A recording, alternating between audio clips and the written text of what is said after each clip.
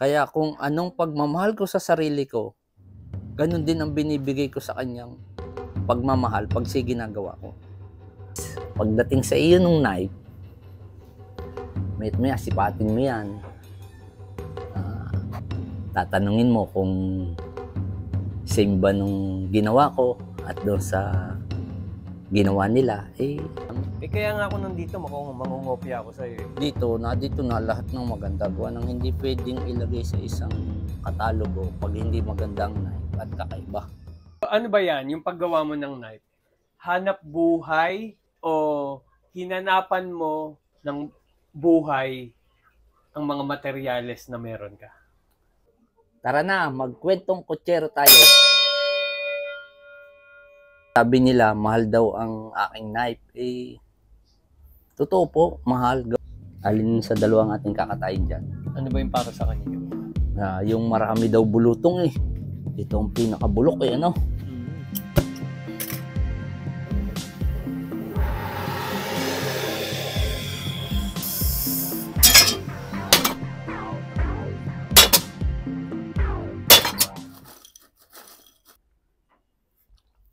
Ito Sarap yung ng kape mo. Ginawa natin. Oh. So, may bago ba? Ito yung mga bago nating ginawa. Ito yung susubukan ko ngayon. Yan.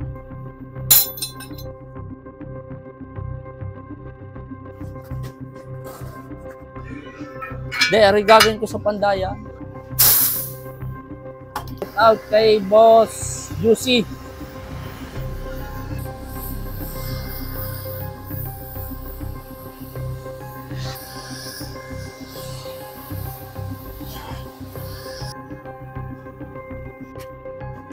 Yung kitang-kitang subo.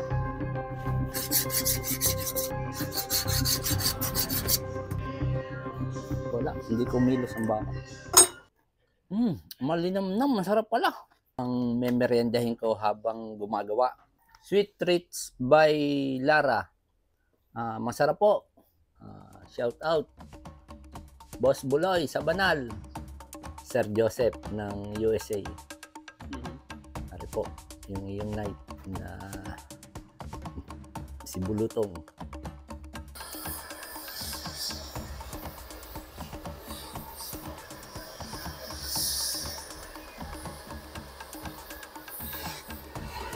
Hindi naman po pwedeng mabilis gawa ng pagka tayo nagkamali, dire-diretso.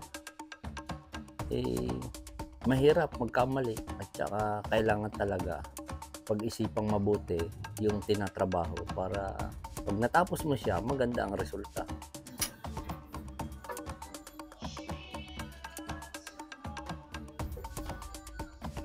Boss Juicy!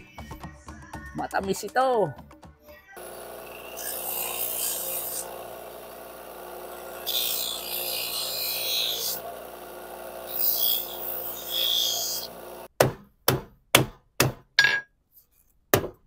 Yan discovered ng knife ni Boss Johnny Lucas. Ito naman yung galing kay Chupaking. Ito yung turo ni Chupaking dito sa knife na ito. Idikit natin.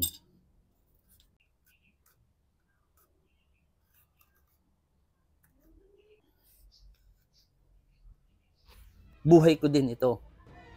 Ang paggawa ko sa aking knife, gawa nang dito po ako makikilala sa knife ko.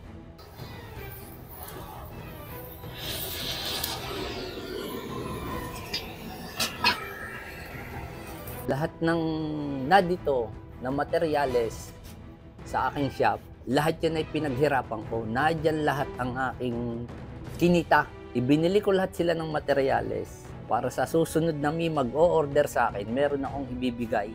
Yung maghanap at mangoleksyon ng lahat ng iba't ibang uri ng materyales, matagal po, taon po ang binibilang bago tayo makahanap.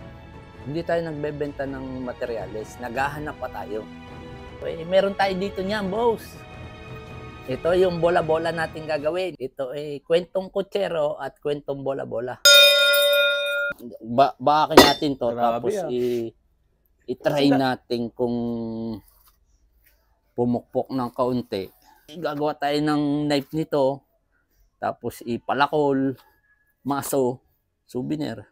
Laki nito, binasag to nung kasama ko. Hindi mabuhat. Grabe yung housing bearing. Ito naman yung pampihit ng tornilyo ng kalesa. Yan.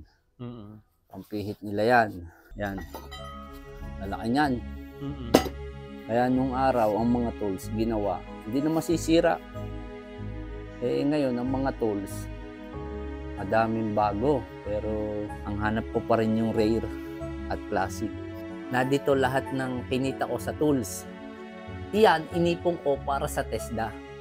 Kung pagkakaluban ako ng Panginoon na magkameron tayo ng accredited na TESDA, gagamitin ko lahat yan sa tutorial. Para kung ang estudyante natin ay 10, pwede silang 10 sabay-sabay na magpapanday.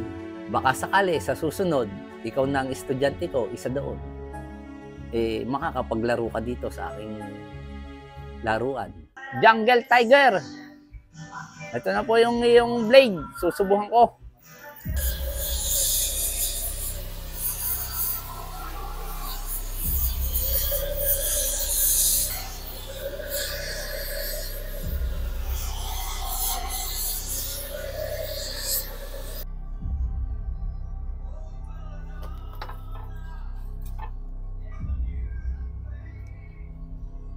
Ganda ng subo. Lagablab. Ganda, no? Rainbow. Shout out, Boss Johnny Lucas. Ito po yung request mo na Para matalas bro. matalas yan. Bay. Bah.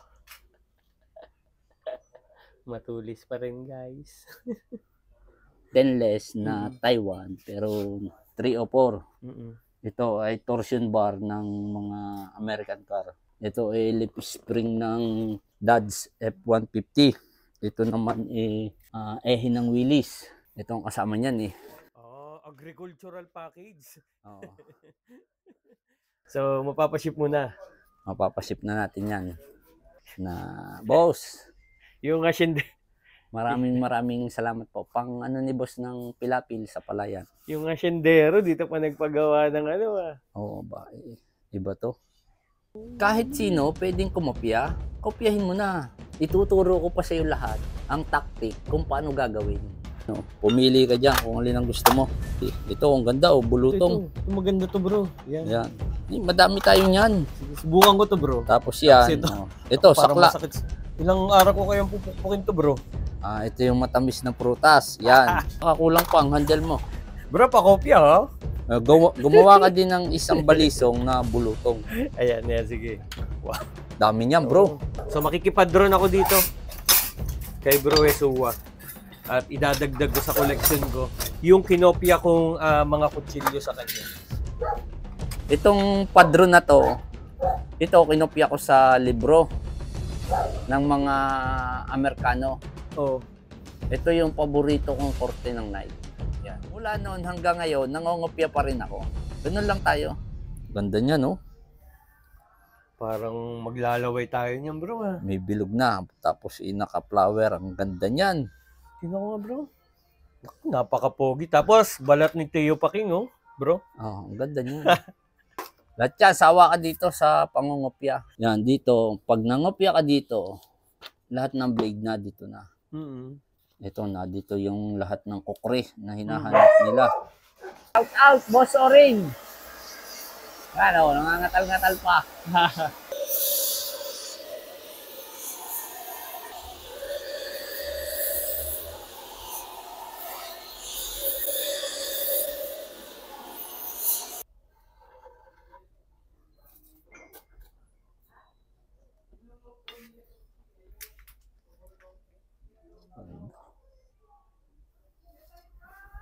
Kita mo ba ang subo?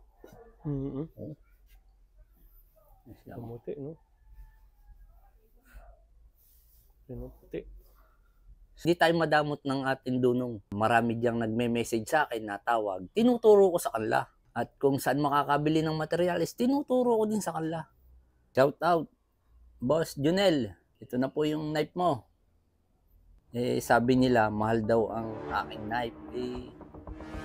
Totoo po, mahal. Gawa ng kita naman po sa quality at saka itong ating materyales. Ito po yung rare. Wala dito sa atin. Marami naman tayong maker na magagaling. Pwedeng nagtitipid doon, umorder. Pero yung gawa ko, hindi ko pwedeng ibenta ng mura. Unang-una, yung magtrabaho, matamis. At kailangan, mahal mo yung trabaho mo. Lahat naman binibili natin, wala naman tayong hinihingi dyan. Ako, kasangkapan lang nila para ito yung mabuo ko. Pero yung ako mismo ang gagawa nito, hindi ko kayang gawin ito mag-isa. Maraming natulong sa akin ng mga kaibigan para mabuo ko itong knife nito.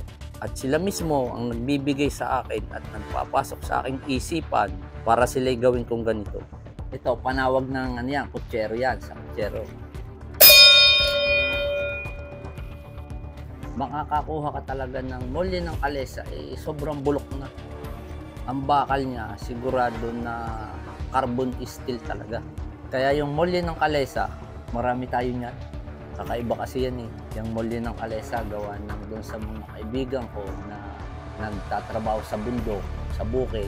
Yun ang gamit nilang pantabas ng damo, pangkawit ng nyog, taklesa nila, pantaga sa kahoy. Molye ng kalesa pa rin lagi ang sinasabi nila sa akin na hanapin ko. Kaya nung ako'y nagkahilig sa knife, molye ng kalesa talaga'y naghanap ako. Awa ng Diyos, pinagkakalooban tayo na makatagpo.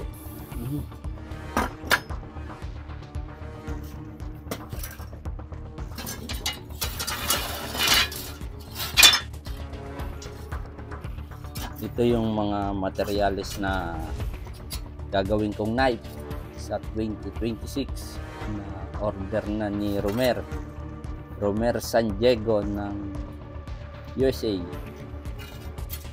Isang taon na siyang nag-inquire sa akin ng knife. Namamahalan siya.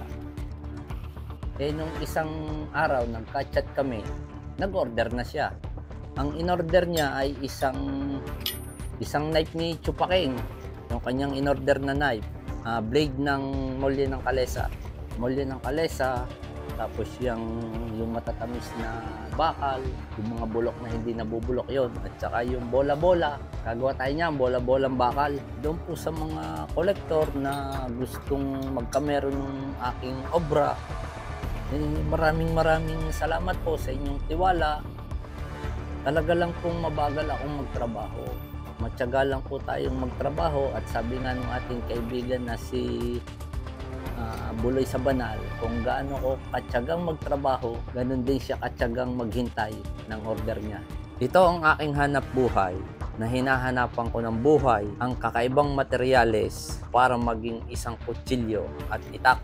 Aking dasal sa Panginoong Diyos, lahat ng makakatanggap ng knife at kutsilyo na galing sa akin ay mapasaya ko silang lahat at magkaroon ng magandang buhay. Maraming salamat po sa mahal na Panginoong Diyos at binigyan niya ako ng dalawang kamay na nakakagawa ng mga kakaibang knife.